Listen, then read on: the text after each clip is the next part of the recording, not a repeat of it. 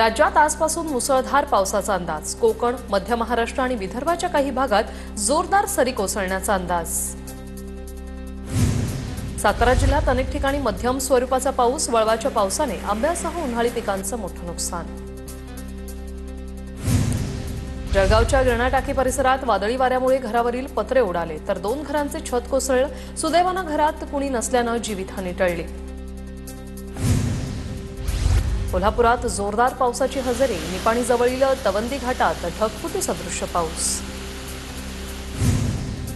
वर्ध्याच्या आर्वी तालुक्यातील चिंचोली गावाला वादळी वाऱ्याचा तडाखा। 7 ते 8 घरांवरील छत उडालं।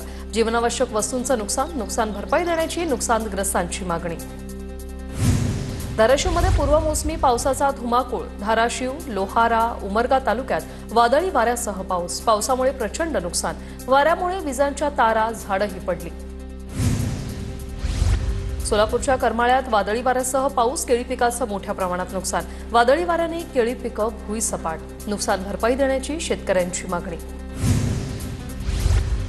अमरावतीच्या मेळघाट परिसराला पूर्वमोसमी पावसाने झोडपलं। वादळी वाऱ्यामुळे घराचं छत उडालं। शेतीचंही मोठं नुकसान झालं तर नुकसान भरपाईची नागरिकांची मागणी।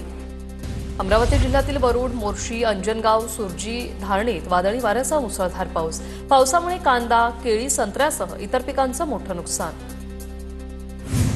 बुलढाणा जिल्ह्यात विजांच्या कडकडाट आणि वादळी वाऱ्यासह पूर्वमोसमी पाऊस। वीज पडल्याने 4 जनावरं दगावली। नांदुरा, मेहकर, सिंदखेड राजासह अनेक ठिकाणी पाऊस। परभणीत पूर्वमोसमी पावसामुळे शेतीपाठोपाठ वीट भट्ट्यांचं मोठं नुकसान। वीट भट्टी मालक नुकसानीमुळे हवालदिल तर वीट भट्टी मालकांची सरकारकडे नुकसान भरपाईची मागणी। रत्नागिरी जिल्ह्यात सकाळपासूनच पूर्वमोसमी पावसाच्या सरी। अचानक आलेल्या जोरदार पावसामुळे कामावर जाणाऱ्या नोकरदार वर्गाची तारांबळ। पावसामुळे वाहन चालकांनी घेतला आडोशाचा आधार।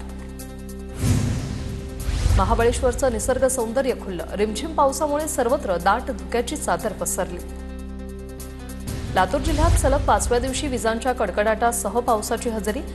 इंदरठाणा गावात वीज पडून एका शेतमजुराचा मृत्यू तर अनेक घरांमध्ये पाणी शिरलं।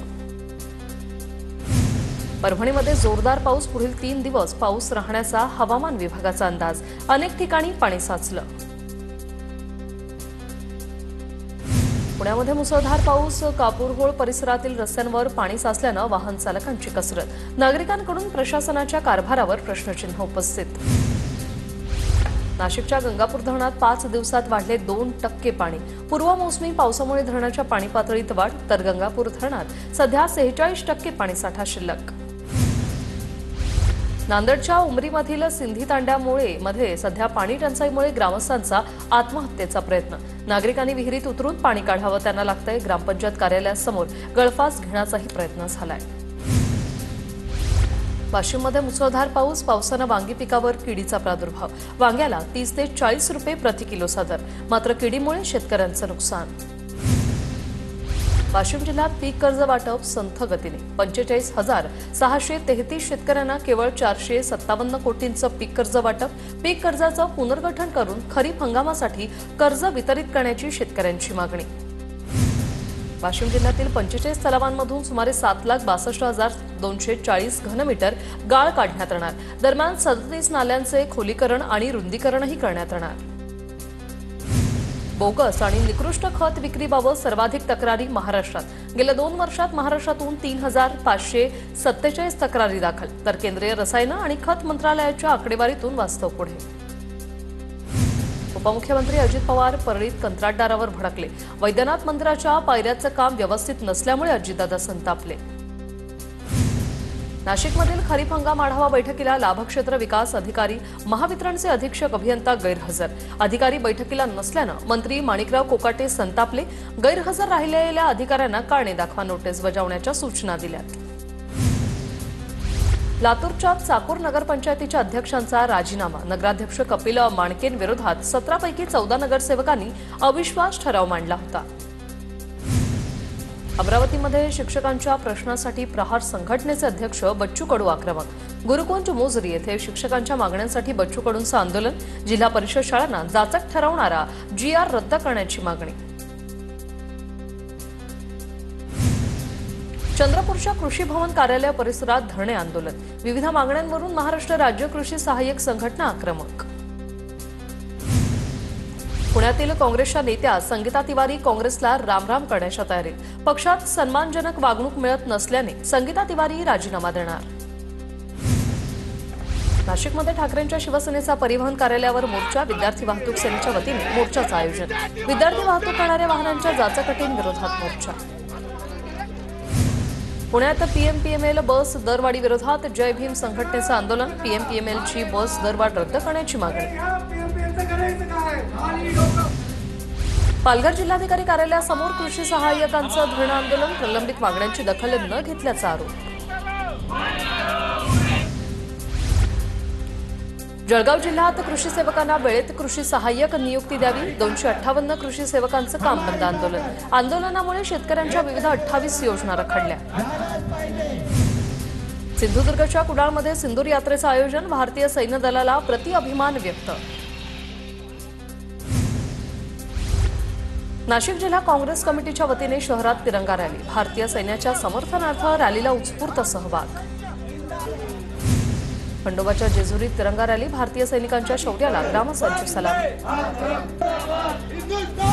नांदेड विमानतळाहून दिल्ली, हिंडन, आदमपूर, अहमदाबाद विमानसेवा पूर्ववत, भारत-पाक युद्धामुळे बंद असलेली विमानसेवा पूर्ववत। अहिल्यानगरमध्ये पवार गटाच्या अभिषेक कळमकर यांच्यावर गुन्हा दाखल, तर रयत शिक्षण संस्थेतील आर्थिक घोटाळा प्रकरणावरून कळमळकरांवर अपहरण आणि मारहाणीचा गुन्हा। पुण्यातील बिबवेवाडीत दहशत माजवणाऱ्या गावगुंडाची पोलिसांनी धिंड काढली, दोन्ही आरोपींनी एका तरुणावर हल्ला केला होता। अद्दल घडावी म्हणून पोलिसांनी आरोपींची त्यांच्याच परिसरात धिंड काढली। नाशिकच्या सिडको परिसरात तिघांवर कोयत्याने प्राणघातक हल्ला, दुचाकीवरील 4 हल्लेखोरांकडून तिघांवर हल्ला, आरोपींच्या शोधासाठी पोलीस पथक रवाना। अकोला रेल्वे स्टेशन चौकात मध्यरात्रीच्या सुमारास 2 गटात राडा, चाकू हल्ल्यामुळे 3 जण जखमी, पोलिसांकडून अधिक तपास।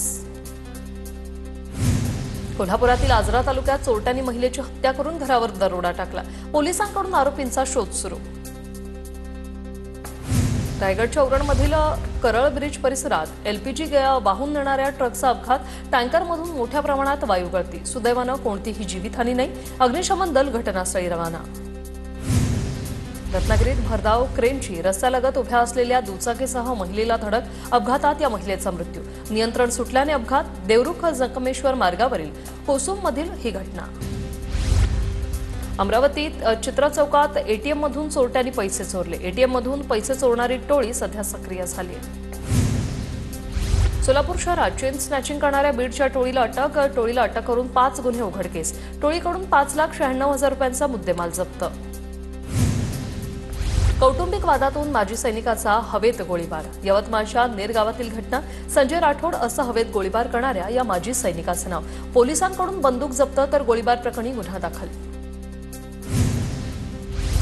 ग्रीन इमारतीनं मालमत्ता करात 20% सवलत मिळणार, नागपूर महापालिकेचा महत्त्वाचा निर्णय, पर्यावरणपूरक इमारतींच्या बांधकामांना चालना देण्यासाठी हा निर्णय। पुणे ग्रामीण भागातील अनधिकृत होर्डिंग्ज 8 दिवसात हटवा, अन्यथा होर्डिंगधारकांवर गुन्हा दाखल करण्यात येईल, आयुक्त योगेश म्हसेंचा इशारा। नागपुरात 31 लाखांचा एमडी ड्रग्ज जप्त, मुंबईतून आलेल्या दोघांना आणि नागपुरातील एकाला अटक, मुंबईतून मोठ्या प्रमाणात ड्रग्जचा पुरवठा। धाराशिवच्या तुळजापूरमध्ये ड्रग्ज पाठोपाठ मटक्याचं रॅकेट उघड, डिजिटल मटका चालवणाऱ्या काँग्रेस आणि भाजपच्या पदाधिकाऱ्यावर तुळजापूर पोलीस ठाण्यात गुन्हा दाखल।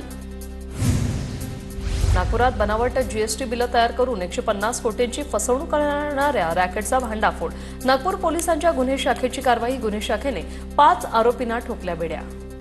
पुण्यात रात्री उशिरापर्यंत चालू राहणाऱ्या पब आणि बारवर वर्षभरात कारवाईचा बडगा, वर्षभरात एकूण 77 बार, पब आणि हॉटेलवर कारवाई।